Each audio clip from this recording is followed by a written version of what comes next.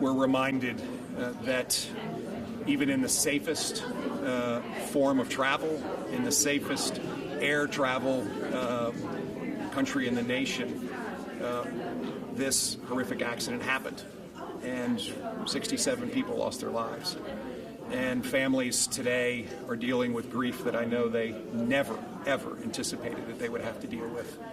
And so our focus today is, one, the rescue effort to recover all of those lost souls. And this is of paramount importance. And I spoke with so many of the first responders early this morning that had been up all night trying to rescue people and are so committed to make sure that although they're not able to be rescued, they want to recover so that they can be reunited with their families. This is of paramount importance today, and as families are arriving from around the country to grieve and to be reunited with their loved one, we have provided and offered every aspect of our support to the NTSB, which is not only leading the investigation, but also leading the family support efforts. But everybody's engaged, and one of the things that we are constantly reminded is that when there is a tragic moment, borders get pushed down, cross currents get shoved off to the side, and Virginians and Marylanders and the district first responders, along with all federal authorities, went to do the jobs that needed to be done. There's a lot of work to do. There's a lot of grieving to be had, and it started last night, of course, right before 9 o'clock. But we are committed to make sure that we support the recovery of all of these lost souls and to make sure they're reunited with their families. All right. So, with regard to the Human Trafficking Advocacy Day, as you have heard, this continues to be a top priority for our administration and for the Attorney General's office, in addition to our General Assembly. And these are areas where we can collectively move forward. Party lines are put down, and we recognize that this is the most insidious evil, and we have to combat it.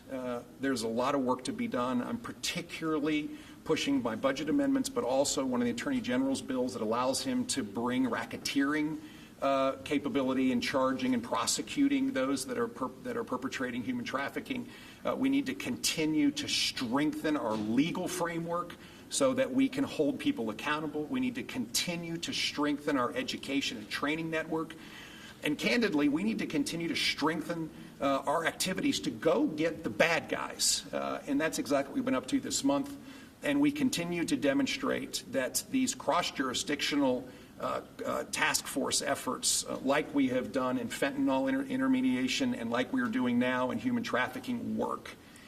And the law enforcement heroes are doing exactly what they've been trained to do. They're great professionals, and we're going to continue to get the bad guys. I'm happy to take any questions. As far as the tragedy, can you talk about what state resources are currently on the ground at Reagan Airport and how long they'll be there? Last night, what happened was everything from the Department of Emergency Management to state police to every jurisdiction, Alexandria, Arlington, Fairfax, Prince William, Loudoun County, everybody sent their entire fire and rescue, swiftwater rescue, and law enforcement capabilities that could be spared. And we of course, surged in substantial state police efforts, in addition to all of the capabilities that are already at the Metropolitan Washington Airport Authority. And that was all in the form of rescue. In the water, I have to say I spent some time this morning with the Coast Guard team that arrived first. And they had vessels and people in the water so fast, over 100 Coast Guard heroes quickly on the scene, in addition to the vast movement of first responders. It's heart-wrenching to know that no one was able to be saved.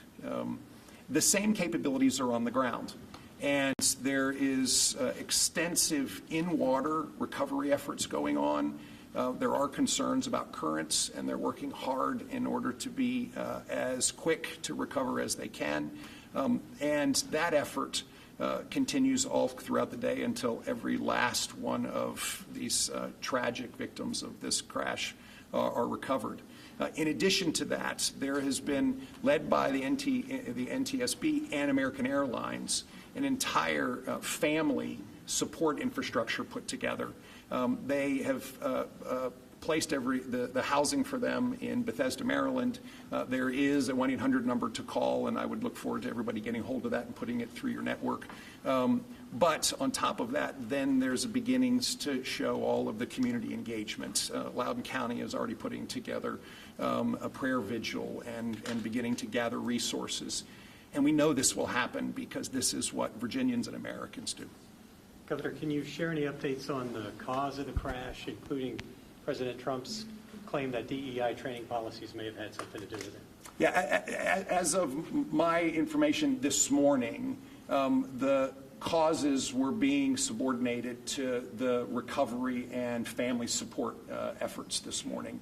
And that's where I was deeply briefed and engaged. And just to reiterate that recovering the 67 souls that were lost continues to be the on-the-ground top priority. And I cannot emphasize strongly enough that the exact same men and women who were diving into the water in darkness, into freezing temperatures, with the hope that a life could be saved, are bringing that exact same intensity to find these lost souls and return them to their families. Governor, I know you had some concerns about additional slots being added to Reagan Airport last year. We don't know if that played any role in what happened last night, but is that still a concern for you? Yeah, so we don't know whether it played any role at all. And I think our overall conversation about additional slots was one that related to the congestion in the area, but on top of that, the way the airports operate. And so this will continue to be, I think, a very important discussion as to the root causes of what happened and also what other things we should be taking into consideration. It is a congested area. We know this. There's military activity, there's federal government activity, there's commercial activity. We've got Reagan National, we've got Dulles, we've got, of course, BWI, and then you couple that with Andrews Air Force Base and all the military operations, notwithstanding the fact that there's FBI and other national security infrastructure there. It's a busy area, and we need to understand exactly what happened to make sure it doesn't happen again. We have time for one more. Yeah. I was going to say, Governor, I know you talked about being on the scene there. We've seen the pictures and videos from that. Someone who's actually been there, can you describe what it's been like? The mood is up there for the people working through all this. So first of all, the airport was of course closed immediately. And all of the flights that were inbound, and there were 19 flights that were inbound that had to be diverted immediately, and they went to Dulles. And what I was so encouraged by was while the rescue operations were underway and the most significant deployment of resources that area has ever seen were deployed, meanwhile, Dulles received those 19 flights. They stayed open. American Airlines does not have operations at Dulles, and the other airlines, and predominantly United, said, don't worry, we'll take care of these passengers. Metro was kept open extended hours. They were brought to a centralized place so that those passengers could find their way home. That's the collaboration that was so important. When I arrived this morning, of course, there's lots of concern. There's a ton of media. But the airport was eerily empty. And the eerily emptiness of the airport, I think, represented the profound statement of what had happened. And over in the runway, you could see people working not only on the ground of the runway, but also in the water. And you could also see the exhausted first responders who had been up all night searching. You could see the exhausted chiefs and the chief of the D.C. Fire and Rescue, who was on point. Because they were in D.C. water, D.C. was on point last night. And he was exhausted, but he was not spent. And he was just as committed to make sure that they recovered every one of these lost souls. The commitment to make sure that families are supported during this is palpable. And it's the first thing that senior leadership from American Airlines, and I met with their CEO early this morning and their entire on-the-ground team, and they had started the process of speaking with families and the families of their crew. And they were shaken, truly shaken, understandably.